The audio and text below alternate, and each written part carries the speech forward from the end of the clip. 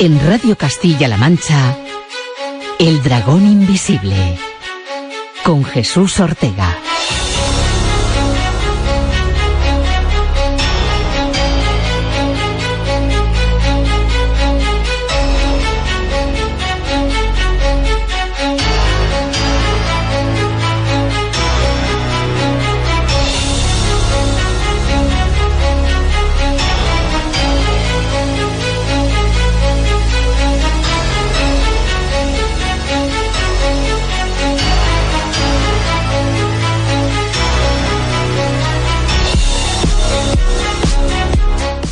¿Qué tal? Bienvenidos una semana más a El Dragón Invisible en Radio Castilla-La Mancha.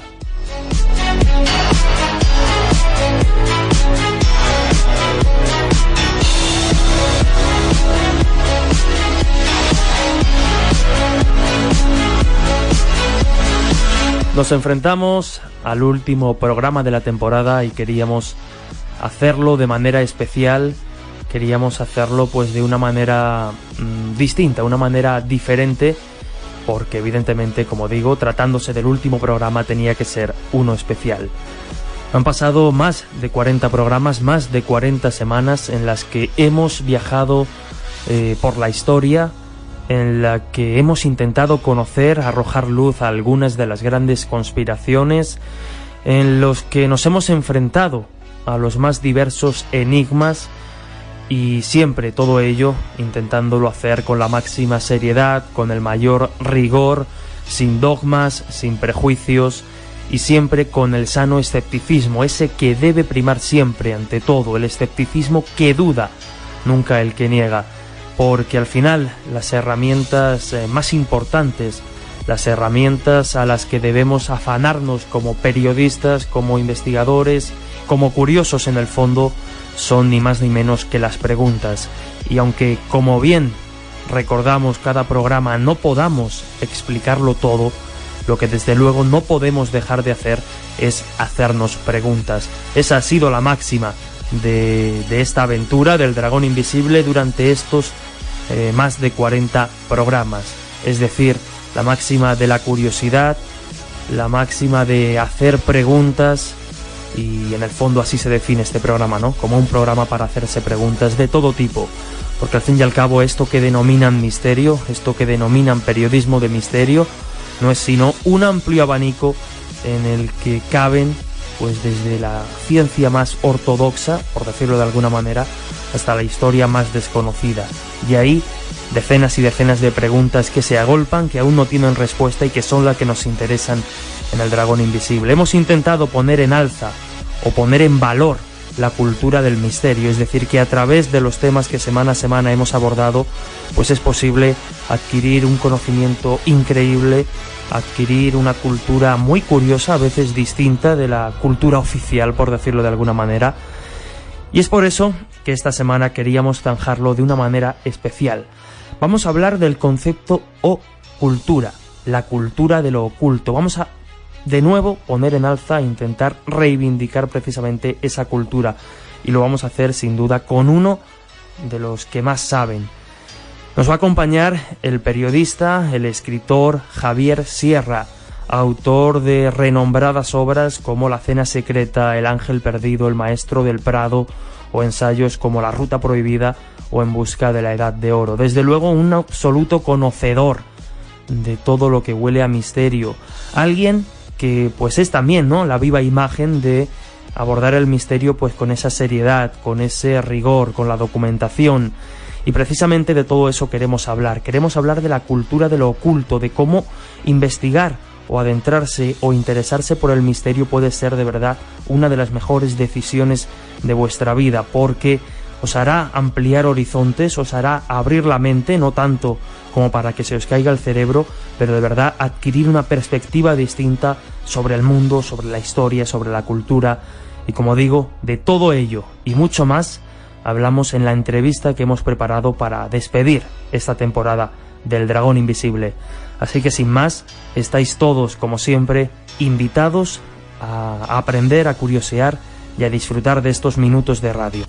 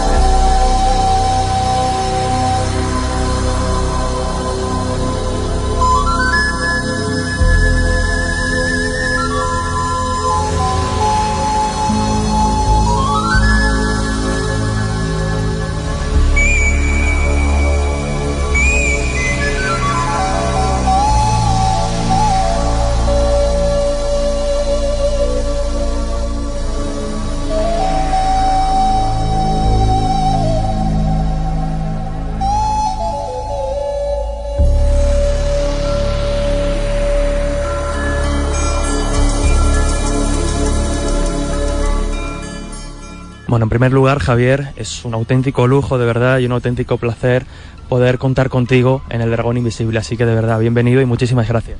Bien hallado y encantado de poder, yo creo que subirme a lomos de una criatura voladora. Por lo tanto, creo que veremos las cosas de nuestra conversación con perspectiva aérea. Está bien. Seguro que sí. Además, precisamente hablando de perspectiva, me gustaría comenzar esta entrevista, esta charla, por la definición o por la explicación de un concepto que vienes utilizando de un tiempo a esta parte, un concepto que desde luego nos resulta la mar de interesante para los interesados en el misterio, y es el concepto de ocultura. Bueno, ocultura se define como la cultura de lo oculto, es decir, subyace tras ese neologismo la certeza de que detrás del mundo visible, detrás de la ciencia conocida, de la cultura conocida, de cualquier manifestación humana conocida, subyace un sistema de creencias, de percepciones, de acercamiento que está mucho más vinculado a lo oculto, al esoterismo, al misterio, de lo que habitualmente se reconoce. No es un neologismo mío. Empezó a utilizarse en ambiente universitario a principios de este siglo, sobre todo en ambientes universitarios anglosajones, donde ya se han impartido varios seminarios de lo que ellos llaman la occulture, la ocultura.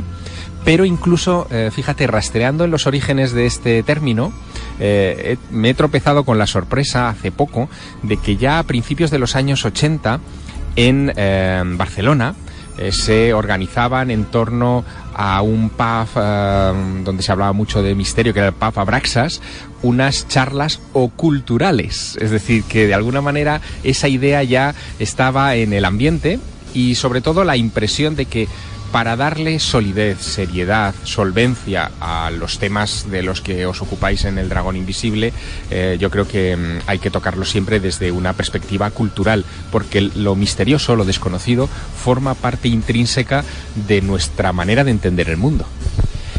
Ya digo que nos resulta un concepto desde luego muy interesante, precisamente por lo que comentas, ¿no? Por lo que a veces parece olvidado, lo oculto, nunca mejor dicho, y es que evidentemente corrientes como el espiritismo, como todo lo que tiene que ver con lo esotérico, como la alquimia, en fin, un montón de corrientes que al fin y al cabo tocan con el misterio, con lo que hoy día conocemos o entendemos como misterio, como bien dices, forman parte de nuestra cultura.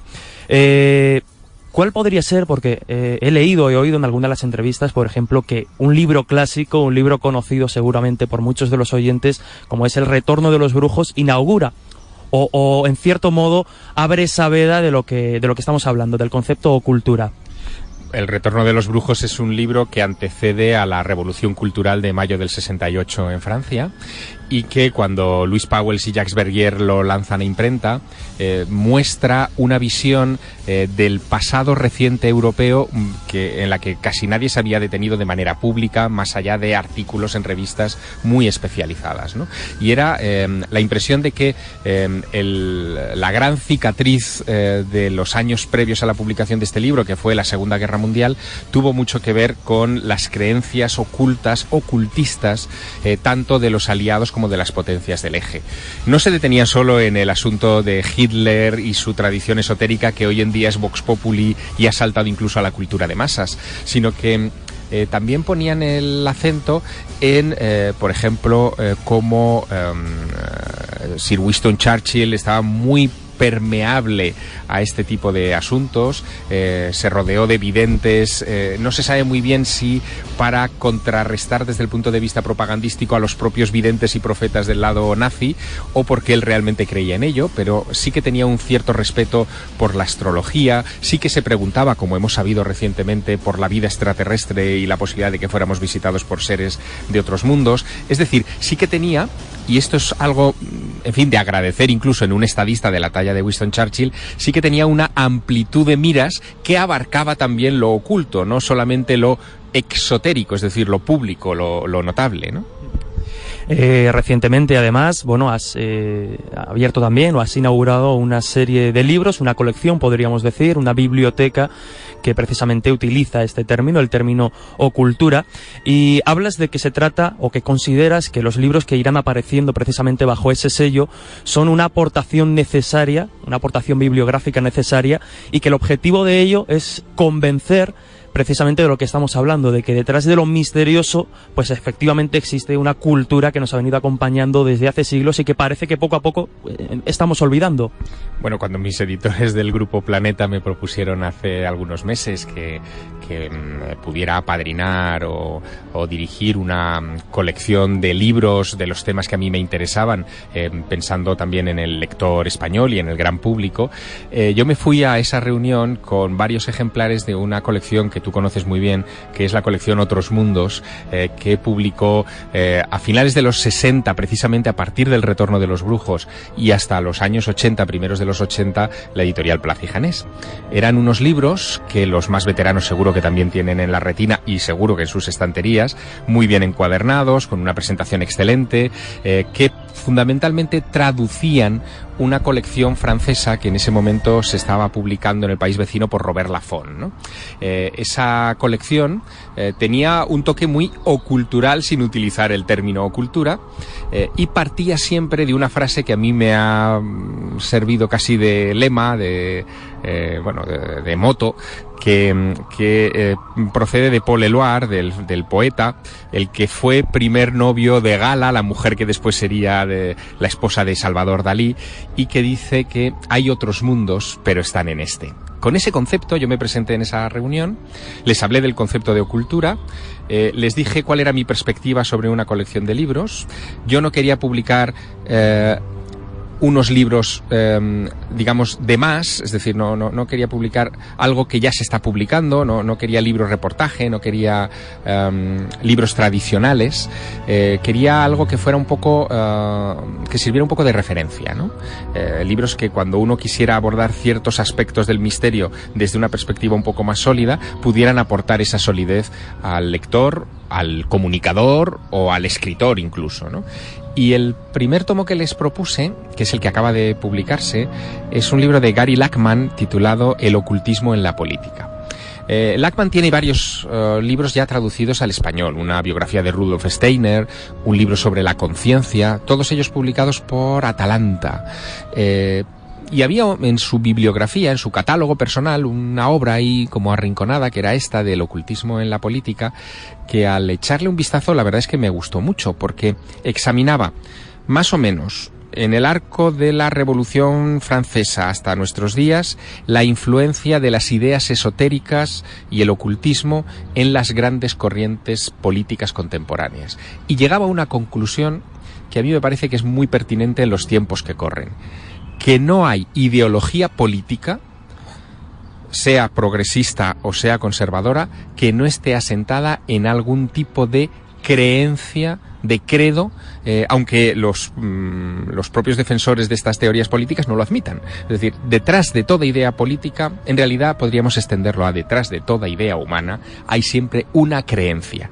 Y este ocultismo en la política, este ensayo de Lachman, trata de dar con qué creencia es la que está detrás de cada movimiento político, y como ejercicio me parece muy interesante. Volviendo precisamente a esa necesidad pues que esta colección o este sello viene a cubrir, me gustaría conocer un poco con tu ojo analítico, como buen conocedor evidentemente del sector y del misterio, o el periodismo del misterio en general, ¿cuál es su estado de salud actual, por decirlo de alguna manera?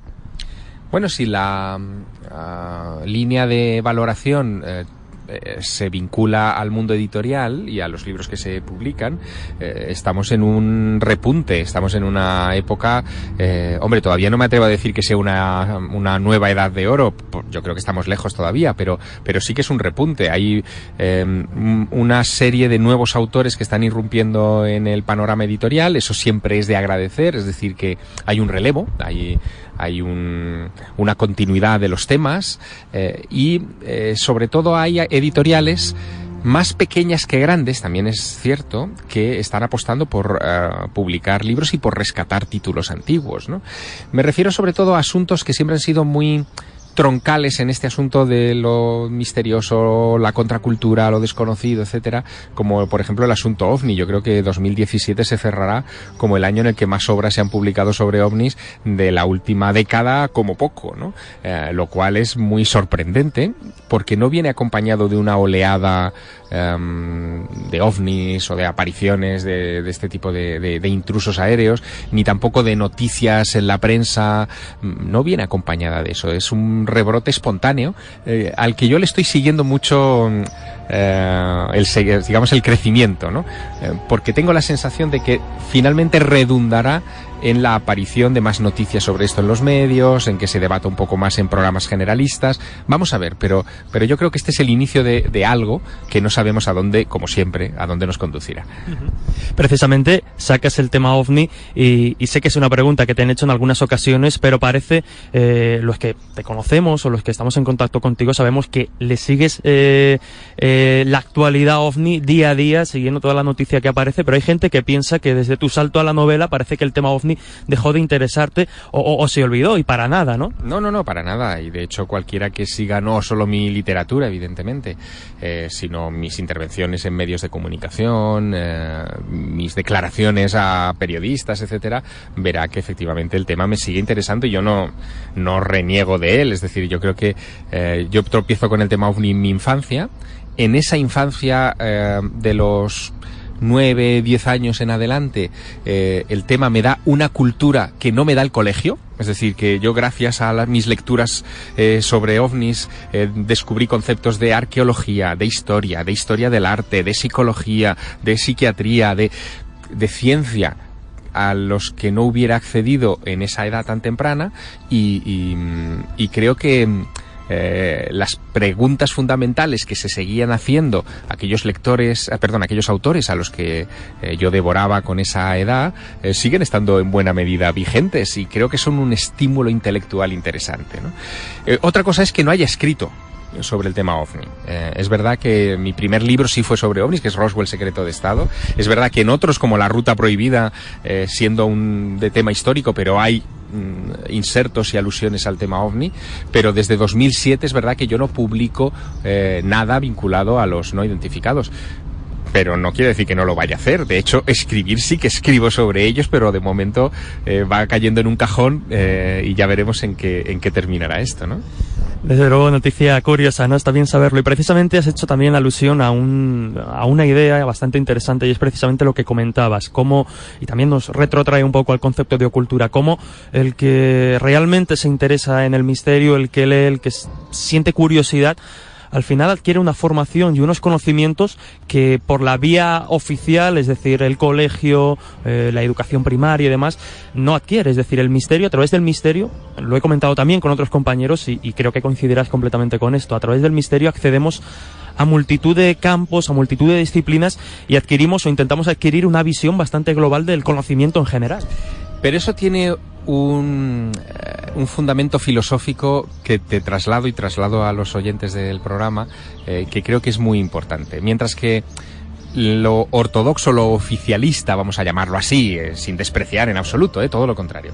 Mientras que lo oficialista lo que trata es de sofocar la curiosidad, es decir, de que no tengas curiosidad de, no, esto es así, y te lo digo porque es el dogma del momento, es decir, el dogma científico, el dogma cultural, el dogma literario, el dogma X del momento. El misterio, en cambio, lo que hace es abrirte la puerta a la curiosidad, a la necesidad de saber más, aunque hay textos y divulgadores y expertos que llegan a sus conclusiones, pero siempre dejan esa puerta abierta, que a mí me parece sano, para la reflexión, para que cada uno aporte o pueda aportar su visión. Y creo que eso te hace evolucionar y te hace crecer, mucho más que no aceptar un dogma. Por lo tanto, yo creo que efectivamente el educar en la curiosidad por los misterios es bueno. Incluso yo soy partidario de incluirlo en los planes de estudio. Yo sé que esto va a sonar rarísimo, y más en boca de alguien que está en el mundo de la cultura, como es mi caso en este momento, pero ¿por qué no? ¿Por qué no enseñar a los niños a pensar? ¿Por qué en vez de explicarles cuando llegan a cuarto o quinto de primaria, las pirámides, grandes edificios que se hicieron en el 2500 a.C. en Egipto? ¿por qué no decirles o plantearles las pirámides? Grandes edificios cuya técnica constructiva sigue siendo desconocida en este momento, cuya antigüedad sigue generando debate entre los expertos. ¿Por qué no proponerles a esos niños también que se impliquen en vez de simplemente ser ocas que tragan un conocimiento? Les propones un enigma para que discutan entre ellos, para que propongan, para que en definitiva sean también creativos. Bueno, pues yo creo que esa es una reflexión que nos deberíamos hacer, ¿no? Me vas a permitir hacer un inciso, Javier, y es que al hilo de lo que comentabas precisamente, pues una serie de compañeros, profesores, me han ido comentando a menudo cómo los alumnos, digamos que pasan un poco o les da esa pereza estudiar la parte oficial y sin embargo siempre llegan con multitud de dudas, con multitud de preguntas, pues que les salen a colación pues de ver algún documental, leer algún libro y vemos como ese tirón, como lo que estás comentando, ¿no? Como la curiosidad que genera un enigma que sigue vigente como el de las pirámides, parece que intentar sofocarlo efectivamente es la pereza de bueno, pues es así o me dicen que es así y me conformo con ello y sin embargo por su cuenta vemos como el misterio al final, o esta curiosidad, porque al final el misterio parece que se reduce a ufología, parapsicología y nada más lejos de la realidad. Evidentemente, el misterio no es eso, el misterio es todo, o sea, el misterio es la vida, ¿no? No sabemos todavía cuáles son las bases exactas de la vida, en qué momento, por ejemplo, y por qué surge la vida inteligente. Todo eso son preguntas que siguen estando ahí. No hablemos ya del final de la vida y de la muerte, que evidentemente plantea también enigmas tan antiguos como el ser humano, ¿no? Yo creo que estamos ante un momento en el que se impone una muy severa y profunda reflexión por parte del sistema educativo, ¿no? En general. Me he encontrado con profesores en estos años maravillosos, que aprovechan ese interés que tiene un niño que ha visto un documental en National Geographic o en, yo qué sé, o en cualquier televisión sobre los mayas o sobre los misterios de los mayas, y aprovecha el profesor para tirando de esa curiosidad formarle y decirle, bueno, lo que sabemos de los mayas es esto con seguridad, lo que tenemos algunas dudas es esto otro y lo que es un misterio es esto otro. Yo creo que eso sería una educación honesta, pero como estamos acostumbrados a que se nos infravalore como individuos pensantes, a que el sistema nos infravalore como individuos pensantes y nos intentan hacer comulgar con ruedas de molino, solamente se nos inculca el dogma, que es el peor de los cánceres, porque el dogma crea mentes perezosas. El sistema educativo está creando mentes perezosas, no mentes inquietas. Mientras que esta faceta que nosotros estamos luchando por dar a conocer y porque se mantenga viva, crea mentes inquietas. Y una mente inquieta servirá mucho más a la evolución humana que una mente perezosa. Eso no es discutible, eso es evidente, ¿no? Precisamente tenía una pregunta al respecto, porque en alguna de tus entrevistas hemos, de hecho en la definición o en la biografía que tienes en tu perfil de Twitter, es el hombre que se pregunta, y ¿crees que evolucionamos precisamente, peligrosamente en este caso, hacia esa cultura de la pereza, de buscar el dato en Google, me sirve para el momento pero después lo olvido, y no crear un bagaje cultural en el individuo que realmente viene fomentado precisamente por esa necesidad de preguntarse? Lo que te voy a responder es políticamente incorrecto, pero tengo la impresión de que no me equivoco. Existen varias humanidades conviviendo en este mundo, en este planeta. Varias humanidades, me refiero a gente que se acomoda no ya en la pereza, sino en la verdad que le dan desde fuera, sea política, religiosa, cultural, deportiva, la que sea, se acomodan en eso. Y luego hay una parte de la humanidad que no se acomoda con nada, que es inconformista per se y que continuamente está preguntando y preguntándose por la razón de las cosas. Yo evidentemente me alineo con esta segunda y creo que mis lectores o la gente que está escuchando este programa se alinea con esa segunda, porque creo que es lo que nos hace finalmente sentirnos más vivos. Lo otro es convertirnos en siervos de una verdad establecida. Yo sé que lo más difícil de conquistar en esta vida, lo más difícil, lo más valioso, lo más importante, por encima del dinero, por encima de la cultura, por encima de 1000 cosas, es la libertad. Y justo es lo que se nos intenta sofocar desde muchos ámbitos, ¿no? crearnos una falsa sensación de libertad, pero eso no es la verdadera libertad, ¿no? La libertad es poder cuestionarse permanentemente y, sobre todo, poder salir en busca de las respuestas. Hablabas precisamente de tus lectores y de tus objetivos como escritor, y uno de ellos es precisamente el de ayudar o intentar ayudar a cambiar el punto de vista de la realidad, de los temas que tratas en tus libros, a tus lectores, ¿no? Bueno, es que es fundamental. Como he dicho muchas veces, vivimos en un mundo maravilloso que no nos detenemos a contemplar. Vivimos tan rápido, nos empujan a hacer tantas cosas que no nos detenemos a admirar la belleza, el significado, el sentido de las cosas que nos rodean. Esto que estoy diciendo aparece reflejado en una obra que he leído en estas fechas recientes, que habla de la diferencia entre arte y artificio, ¿no? Y precisamente hay una explicación que da el autor de este libro, de la vindicación del arte en la era del artificio, es el título, donde habla que el artificio es aquello que nos mueve, es decir, lo artificioso, lo banal, lo que al final no nos lleva a ninguna parte, nos incita al movimiento perpetuo, a movernos, a consumir, a gastar energía, recursos, en fin, a pasar nuestra vida sin detenernos, ¿no?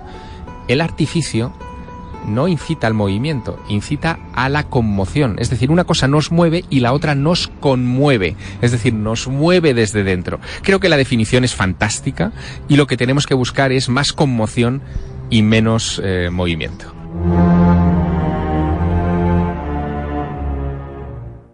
No podemos explicarlo todo, pero tampoco dejar de hacernos preguntas. En Radio Castilla-La Mancha, El Dragón Invisible, con Jesús Ortega.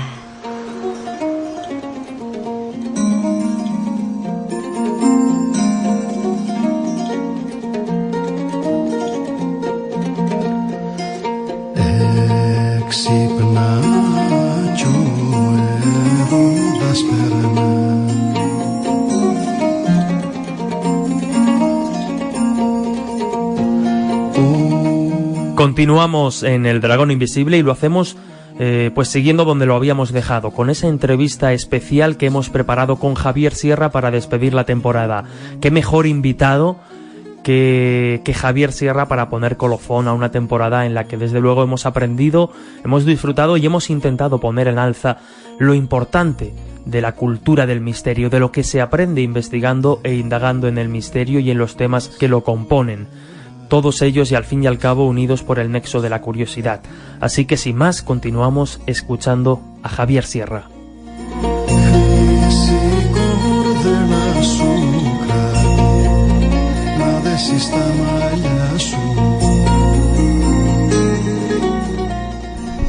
Estamos hablando precisamente de esa pereza que parece empezar a ganar terreno si es que no lo tiene ya ganado. Y yo creo que eso es algo que también se ve reflejado un poco en el panorama, digamos, más sectorial o especializado del misterio. Es decir, parece que comienza a haber un boom de personas interesadas en este tipo de temáticas y en divulgar en ello, pero de una manera quizá muy superficial, es decir, quedándose en el impacto, en la exploración de un sitio, que no la estamos criticando, pero desde luego es lo que parece que impera. Y me gustaría precisamente preguntarte sobre la importancia de la formación, y después te pediré también alguna recomendación, pero la importancia de la formación en esto que llamamos periodismo de misterio. Bueno, yo que tengo algunos años más que tú y que veo las cosas con una perspectiva un poco más amplia y que vengo de una generación donde hacíamos boletines y la información se tenía que enviar por correo en fotocopias, ¿no? Percibo una sutil diferencia entre una era y otra, digamos, ¿no?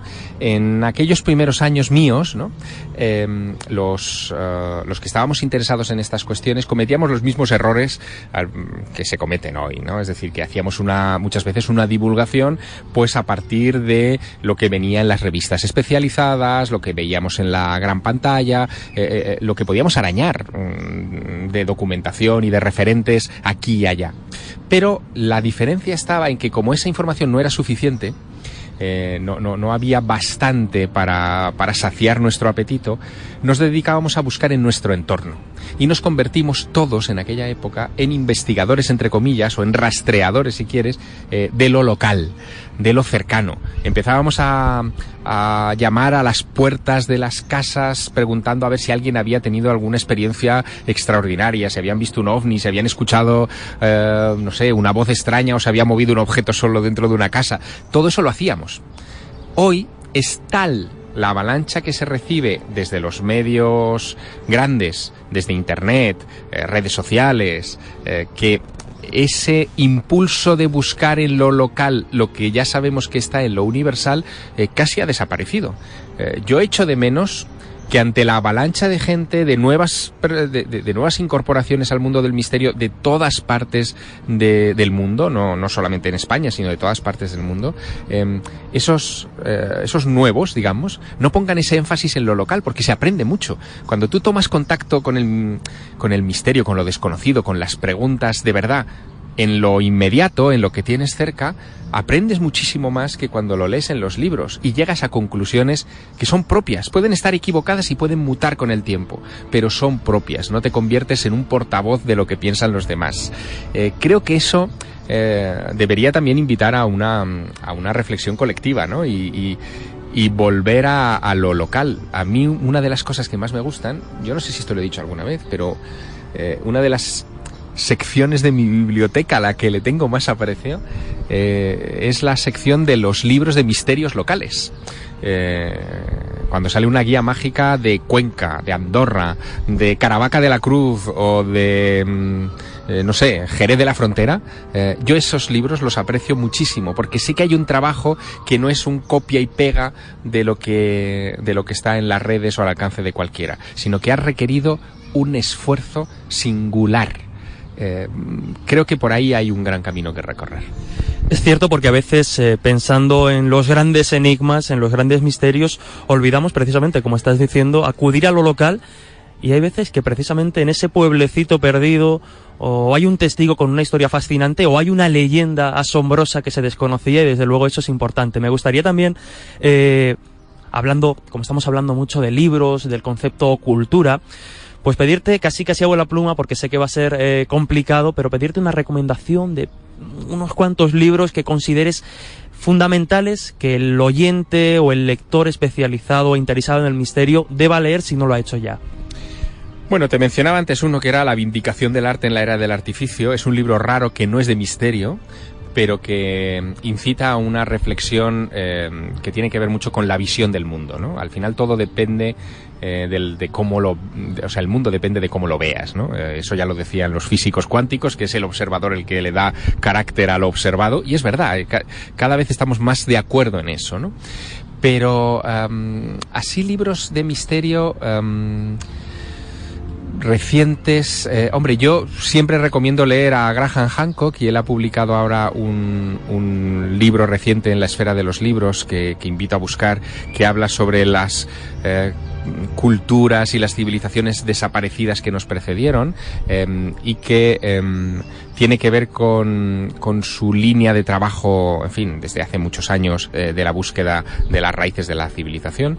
Este libro, que ahora no recuerdo el título, es sobre los dioses, ¿no? Sí. Tiene que estar en la estantería de cualquier lector. Yo lo leí hace unos meses cuando salió y me gustó mucho. También hay libros ahora sobre mi mesa que yo invitaría a leer, que tienen que ver, por ejemplo, con el asunto de las apariciones de Fátima, ahora que se cumplen estos 100 años, ¿no?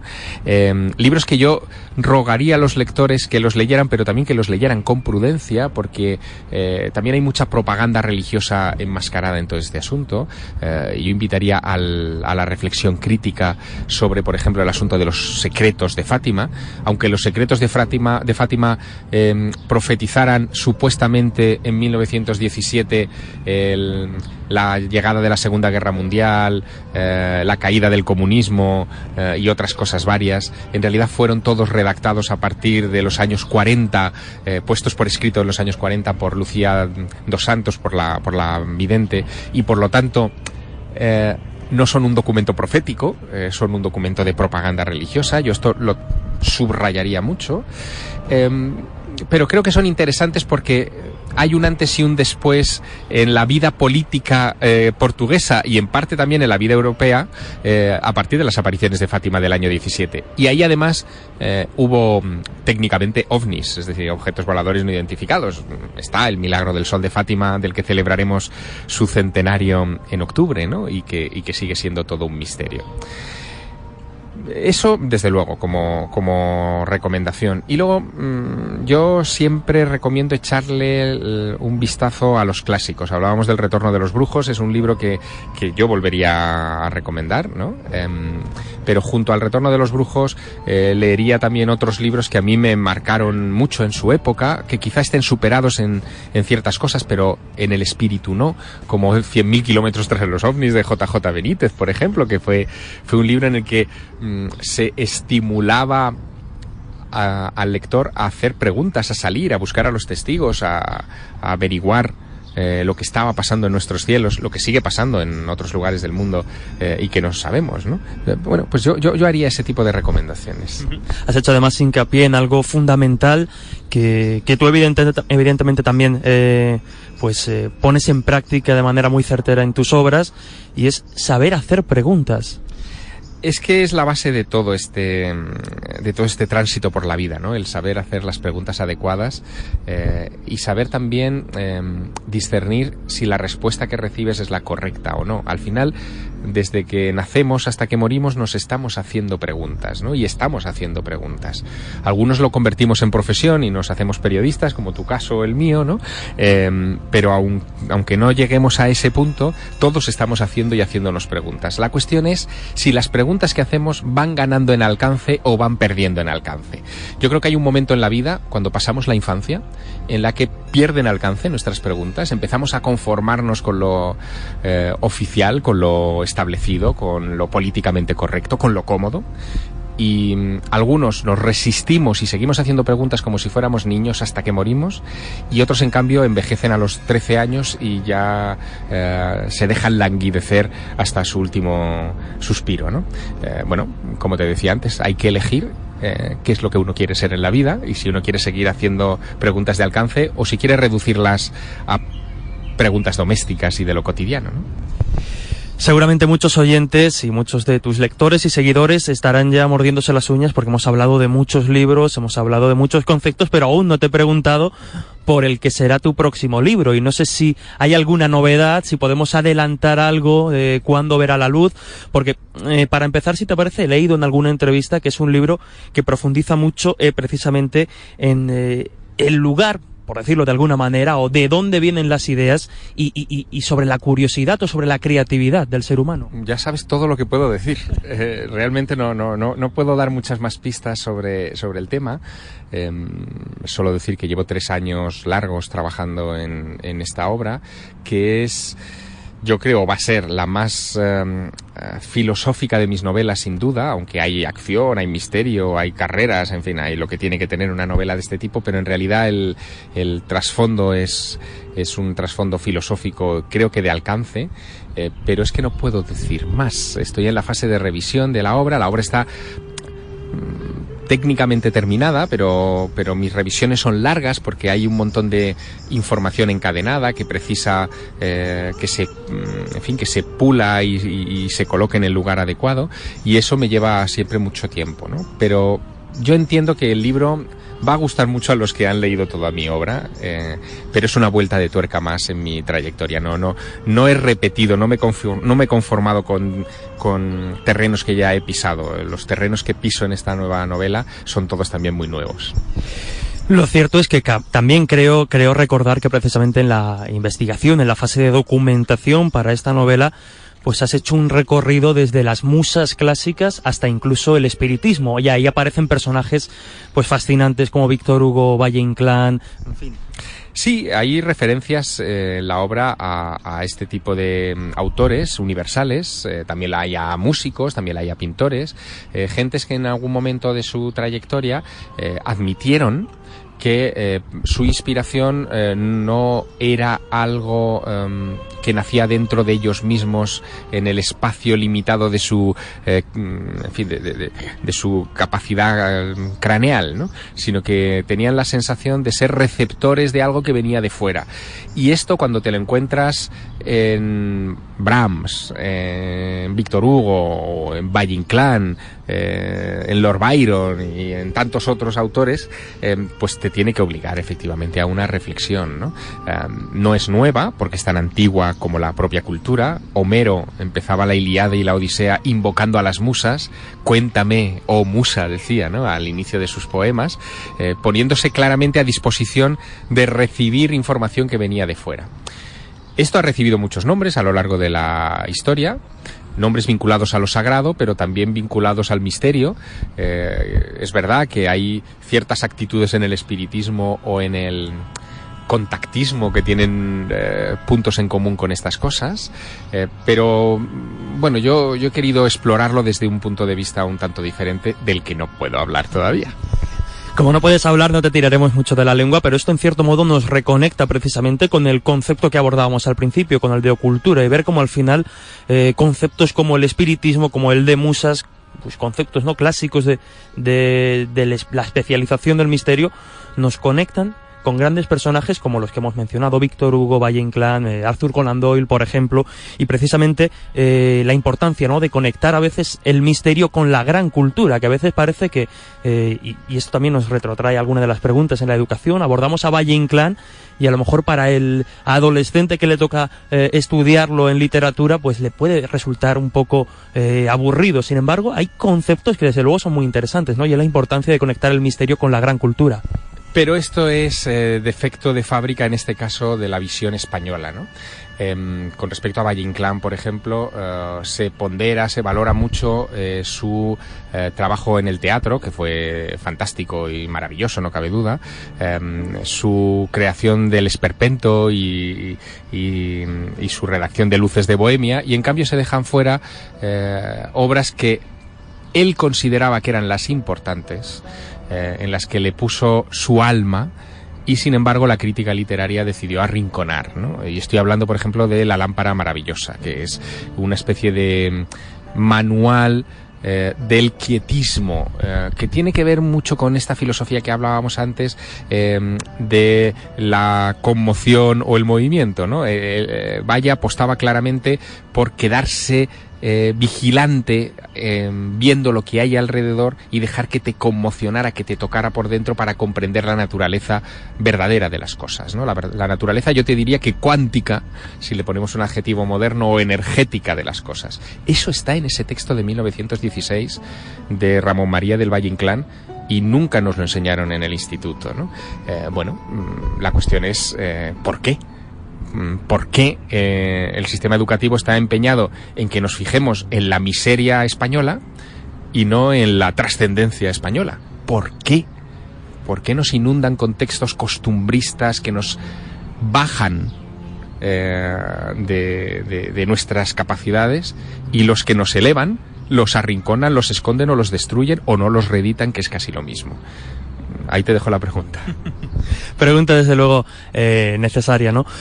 Me gustaría, antes ya casi de despedirte, porque el tiempo es el que es, pero antes, precisamente al inicio, te preguntaba por el estado de salud del misterio, y lo abordábamos desde el punto de vista editorial, sobre todo, pero me gustaría también abordarlo un poco desde el punto de vista divulgativo. Si crees que estas cuestiones comienzan a calar y a tener cierto, o ser respetadas en cierto modo por el público, y empezar a dejar de ser algo un poco pues friki, ¿no? No me gusta ese término, pero no me viene otro a la cabeza en esto. Bueno, lo que hay es una lucha entre digamos, entre los grandes y los pequeños, ¿no? Yo lo veo un poco así desde fuera. Las televisiones generalistas no dan cabida al misterio, es decir, sí hay excepción, que es Cuarto Milenio, evidentemente, que es el enorme trabajo que lleva 12 años haciendo Iker Jiménez y todo su equipo, pero eso es la excepción. Es la excepción. Las grandes cadenas generalistas no abordan esta cuestión, pero es que no la abordan solamente en programas especializados, es que no la abordan en sus tertulias. De nuevo volvemos a lo de antes. Tertuliamos sobre la miseria y no tertuliamos sobre otras cuestiones de mayor alcance, ¿no? Nos llenan la cabeza de basura, de corrupción, de problemas, o de sinsentidos personales que no llevan a ninguna parte, y no nos comparten, como se hacía hace unos años en las teles generalistas, mesas de discusión sobre otro tipo de cuestiones, ¿no? Así que los que tienen algún tipo de interés trascendente se van alejando cada vez más de las televisiones generalistas, se van a los medios más pequeños o a los podcasts. Los podcasts han revolucionado en silencio el mundo de la comunicación vinculado a estas cuestiones. Si tú echas un vistazo a los podcasts de las grandes cadenas de radio, verás que los más descargados siempre son los vinculados a este tipo de cuestiones, y sin embargo los directivos de esas cadenas de radio siguen sin programar en condiciones estos programas. Habría que preguntarse también por qué. Bueno, pues todo esto es el panorama que tenemos.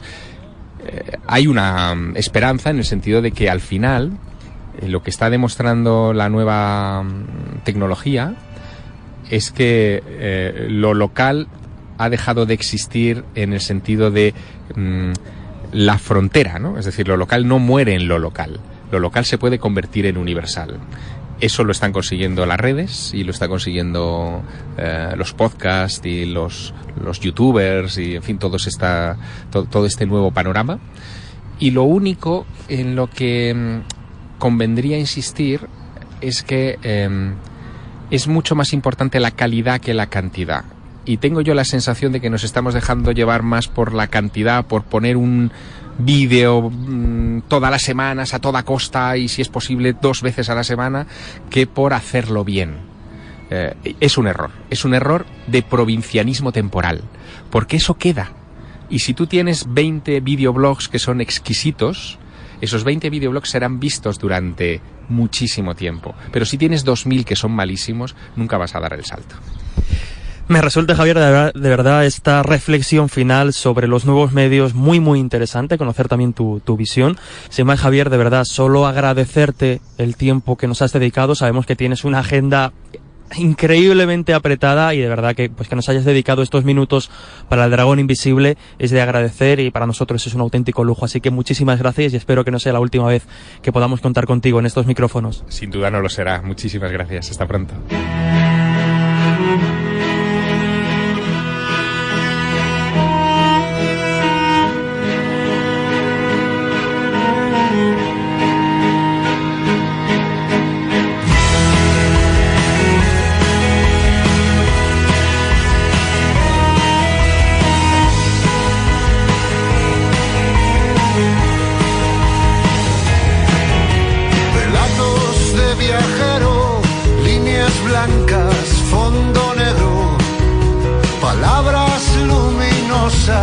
Tras el vaho de cristal, hogar de carretera tan cercano a la frontera, que mezclan los idiomas con aroma de mezcal. Y todo lo que di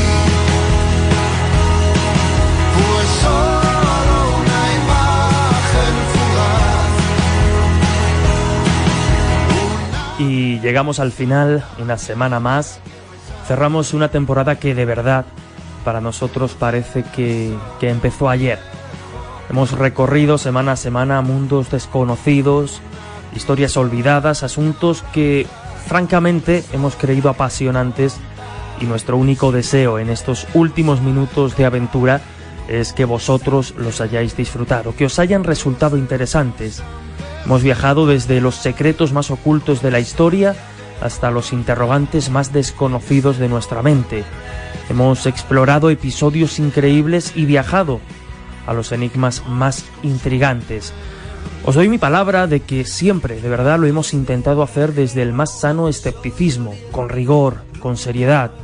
Ojalá lo hayamos conseguido y con nuestros errores y aciertos hayamos hecho de esta aventura algo interesante para vosotros. Sin duda, los principales protagonistas del Dragón. Decenas y decenas de invitados han pasado por los micrófonos de Radio Castilla-La Mancha con el objetivo de compartir su conocimiento y hacernos a todos nosotros un poquito más sabios. Científicos, médicos, doctores en historia y en psicología, periodistas de investigación, todos ellos unidos por un nexo común. Grandes profesionales preparados y formados para desentrañar los temas que semana a semana hemos abordado en El Dragón, haciéndonos desde luego sentir muy orgullosos de contar con su presencia y dando nivel a este humilde programa que prácticamente acaba de nacer. Por tanto, a todos ellos, a todos nuestros invitados, de nuevo, gracias. Gracias por formar parte de esta aventura. Y cómo no, gracias a Radio Castilla-La Mancha por darnos la oportunidad de demostrar que esto que llaman misterio es más bonito, interesante y serio de lo que en ocasiones parece o de lo que en ocasiones se nos vende. Que cuando se aborda sin prejuicios y dogmas tiene muchísimo que aportar, que todavía existen preguntas increíbles por responder, cuestiones que desafían nuestra lógica y por tanto hace que buscar respuestas sea un reto y una aventura asombrosa y enriquecedora.